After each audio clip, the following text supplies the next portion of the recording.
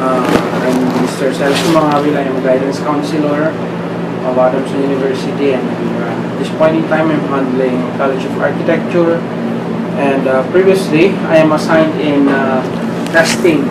I stayed here for 2 years, and then every summer I assist them in scoring, interpretation, administration of our entrance exam, employment or exam for employment or faculty employees, and then even for our grad school, student assistant, entrance exam, and other referrals.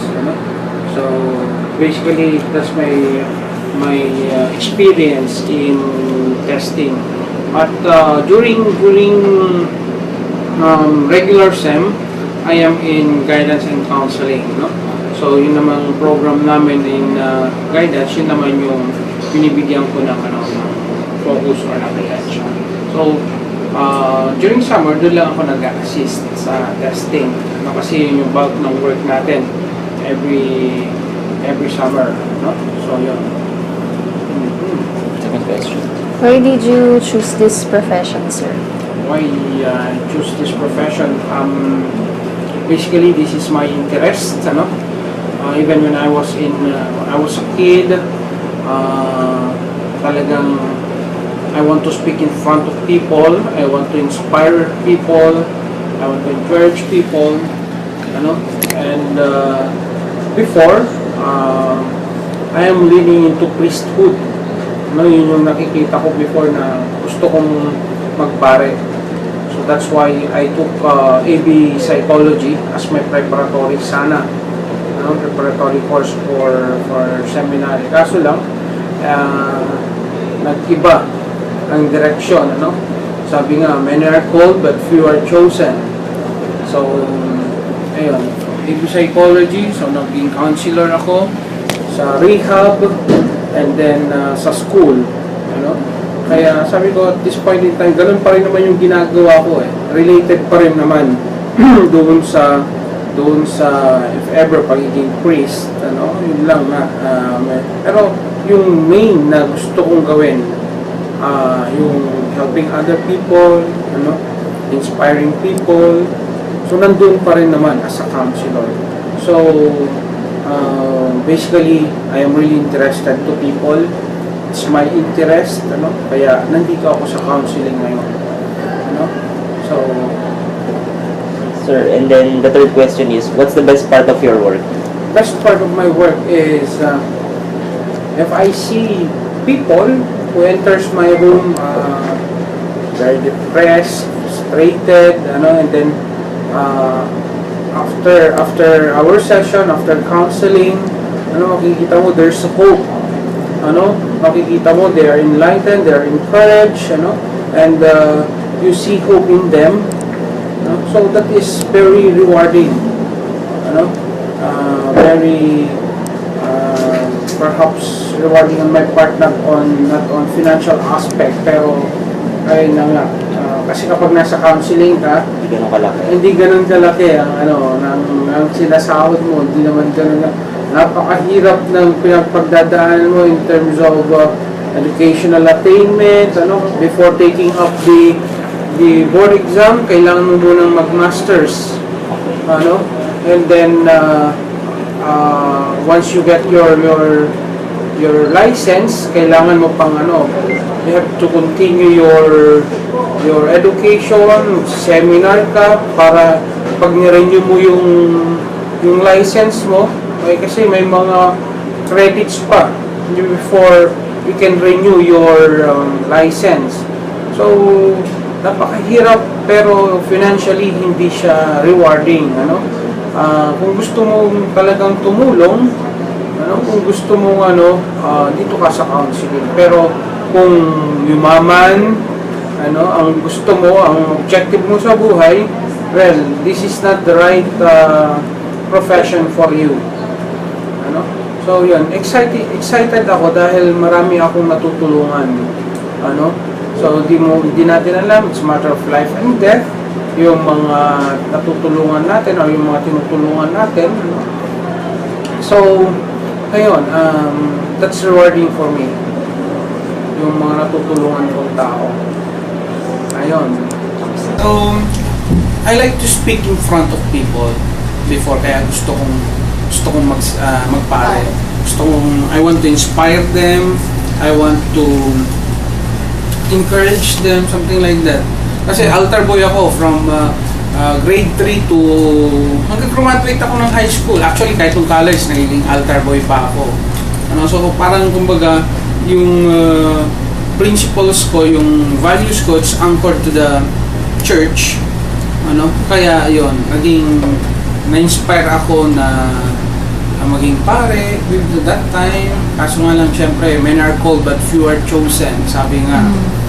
So yun yung yun yung maging kaya ako nandito Turning naman. point. Nevertheless, ang ko naman, I still do the same. I still speak, inspire students, Saan yung kay Carly? Ano yung kay Carly? empower students, ganun pa rin naman.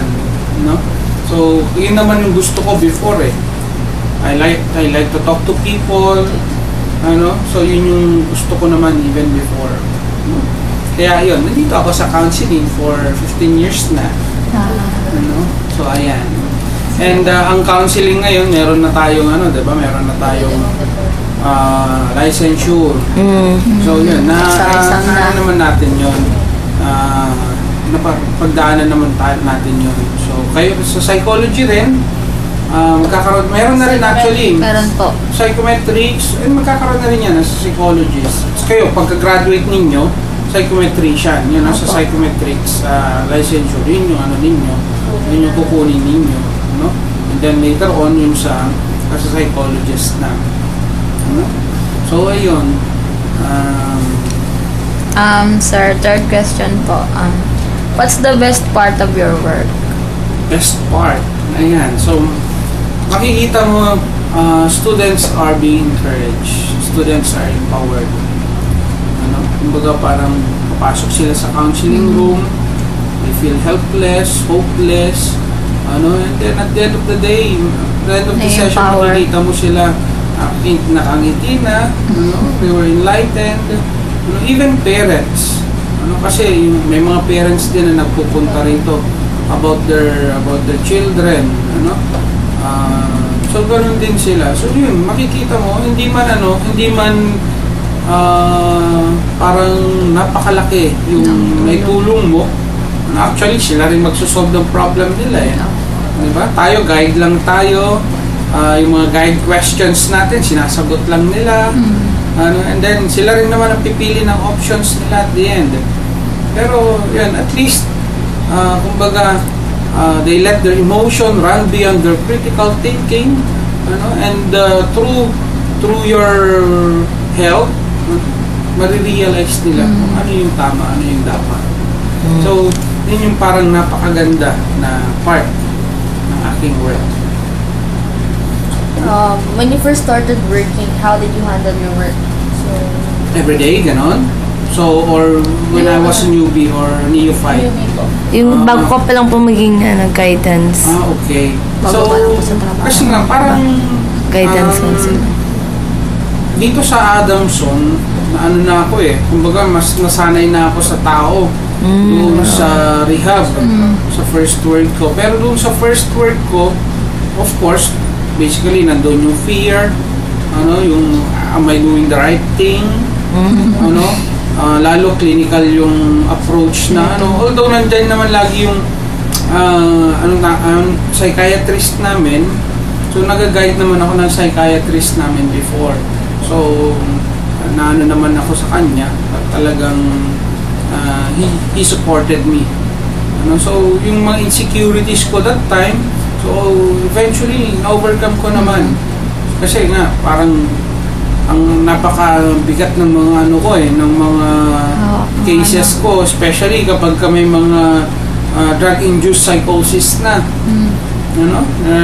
Secondary psychosis na may mga hallucinations na, o kaya yung manic depressive, yung mga ganon, yung mga cases, schizo, nagkakaroon. So, at least, nababasa ko yun, binabasa ko yung mga description niya sa libro, and then tatanungin ko rin yung psychiatrist kung paano yung mga approach namin. O sige, ganito lang naman, don't worry, ganito lang din naman yan. So yun yung mga just do your task, yung usually kasi doon nag-group process ako talagang group session kami, and then counseling din also. Yun, kumbaga, and then pagpunta ko rito, medyo sanay na ako, confident na ako sa work ko, and then especially mga students lang naman. Tsaka normal ang mga ang mga hawak kong mga students. So, ayun, even in psychological report, ganun din. Kasi medyo yung test natin dito, hindi naman clinical, yung approach niya. Kasi usually yung mga result ng psychological test natin, binibigay natin sa mga chairperson, para alam nila, sa mga ibang offices dito, para alam nila kung paano nila i-handle yung faculty nila, or yung student nila, or yung SA nila. Basta yung mga ganun lang naman yung So, kumbaga, may computer naman na, madali na lang naman, di katulad dati na talagang typewriter pa yung ginagamit namin. So at least ngayon, computer na, madali na lang, copy-paste minsan, so mas madali. Noon, parang talagang isang sentence na yung papalitan mo, bubuhin mo, type mo lahat. So yun, yung sa mga technical aspect naman, so yun yung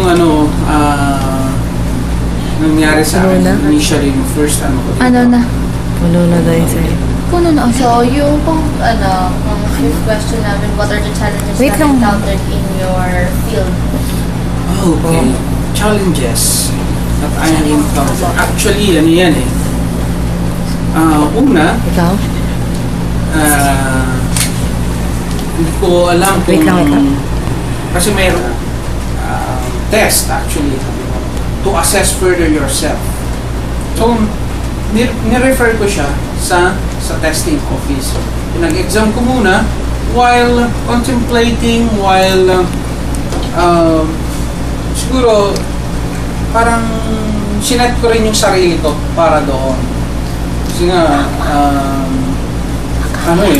talagang lalaki, and then eventually nagkaroon siya ng friend, and then napunta sila sa torrid kissing, necking, ganon. Alam nilang pareho silang lalaki. Ganon. So, kaya sinong nag-initiate? So, hindi ko alam kung paano yung pattern, paano ko rin siya i-handle. So, ayun. Kaya ni-refer ko muna siya sa testing office para at least ma-break yung may handa ko yung sarili ko. So, yun. And then bumalik siya sa akin for the interpretation of test. Tapos, tsaka yung sa concern na niya. So, isa yun. Ganun usually ay nag-iisip kami ng way para mapagandaan din namin yung case. And yun siguro yung pinaka sa akin. Naging concern ko how to handle it in ganung situation. Okay, next question po, sir. What do you think is the most important characteristic of a guidance counselor? Okay, so the most important characteristic of a guidance counselor is you should be person-centered or people-centered. You should be approachable, friendly. You should know how to deal with different types of people. Kasi tao, kumbaga trabaho mo tao. So kailangan yun yung yun yung trait mo, characteristic mo personally. So mas madali sa'yo paano magtrabaho kapag gano'n. Unlike if you are shy, if you are timid, kasi may mga counselors na gano'n. Of course, ayaw sa kanila ng mga students. Hindi makapag-open up. Oo, kasi mararamdaman na yan ng client mo that if you are kumbaga you're not open, parang alam na yan, ramdam na yan ng client. So, at saka syempre maturity, emotional maturity is very important also. Kasi chances are makaka-encounter ka ng cases na very sensitive. Baka mamaya kayong dalawa mag-iyakan kayo. Diba? So, umiiyak yung counselor mo. Ikaw din as counselor, umiiyak ka rin. Ano? Kaya yun, that is very important. No? So, kumbaga ikaw, isa kang friend na lugmok yung kaibigan mo at wala nang maisip na matino, ikaw nandun pa rin yung composure mo, yung critical thinking mo para maalalayan mo siya. Ano, kumbaga isa kang baston na magiging sandalan niya para makatayo siya muli sa putikan. Ano? Sir, paano po pag kayo po may personal problem? Maapektuhan po ba yung mga, yung pagiging Basically, counselor kailangan nyo? yun. Set aside mo. Kung ano yung problema mo sa bahay, Iwan sa yun bahay. yun. And yun nga as a counselor, you are wounded healer. Kailangan, syempre, you have to heal yourself first. Otherwise, it affects your counsel, it affects your relationship with other people. No? You are a wounded healer. Syempre, personally, may mga problema rin tayo. Pero, ayun na nga, kailangan makompose mo pa rin yung sarili mo with that. Yes. No? At kapag hindi mo naman kaya yung problem, you can refer that to other counselor. Ano? Okay, sir. Kung medyo hindi ka ready, halimbawa may ganun yung you have the same issue. You have the same Nakaka-relate issue. ka. Nakaka-relate ka. So para may iwasan nyo yung mag-iyakan kayong dalawa, i-refer mo na lang siya sa ibang counselor. Sige, siguro do it in a subtle way na siguro mas maganda, mas matutulungan ka ng counselor na ito, i-refer na lang kita sa kanya. So, ganun na lang. So, you accept also your limitation as counselor. Huwag kang magmagaling. So, ang kausap mo rito ay tao. Hindi mo siya pwedeng i-fake. Hindi mo siya pwedeng lokohin. Kasi mararamdaman niyo yun. May isip niya yun. And baka mamaya worst, magpakamatay. Or, so, it's very dangerous. Difficulties ko, ganun din. Yes. Siyempre, lahat naman tayo. Yung mga experiences natin, may natututunan tayo dyan. And of course, that's personal. And then, professionally, pinag-aralan naman natin yan. So, it helps us to equip a lot of knowledge, on how to deal with people, on how to handle cases.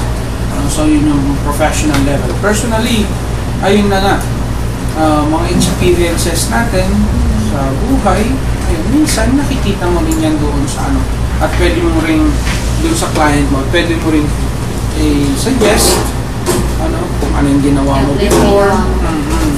Siguro yun naman yung yan yung edge mo kung kumbaga parang marami ka nang naka-encounter na tao, marami kang nakasalimuang tao, something like that, So yun yung naging edge mo rin. So ayun. Next question, sir. For you, what are the pros and cons of your profession? Pros and cons. Pros siguro, kasi nagpa-practice ko kung ano yung gusto ko. Confident ako doon. Kumbaga para ka na lang nilawin. Parang nakikipagkwentuhan, parang natural na lang. Cons, zero income. Kung gusto mong yumaman, huwag ka dito. Mali, hindi kasi ganun kalaki. Hindi ganun ka-promising ang income as a counselor. Ayun na nga. Well, dati pa naman, gusto ko nang maging pare. Kumbaga, hindi ko nang gustong yumaman. So, wala naman sa akin yan. Pero kung titignan din natin yung financial aspect. At kailangan mo pa mag-aral. Diba? Hindi ka pwedeng pagka-graduate mo ng college, tama na. You have to further your education after this. Kailangan, hindi ka rin maging stagnant doon sa ano mo doon sa mga nalalaman. Okay. Okay? So yun, syempre, kapag nag-aral ka, again, financial yun. Eh kapag nag-aral ka, malaki yung, halimbawa sa PhD, malaki rin yung gagastusin mo doon, and then kano lang yung kinikita mo, sinusweldo mo. So yun, magiging ano yun, kumbaga parang struggle na naman yun. Maraming mahaba-habang preparation na naman yan.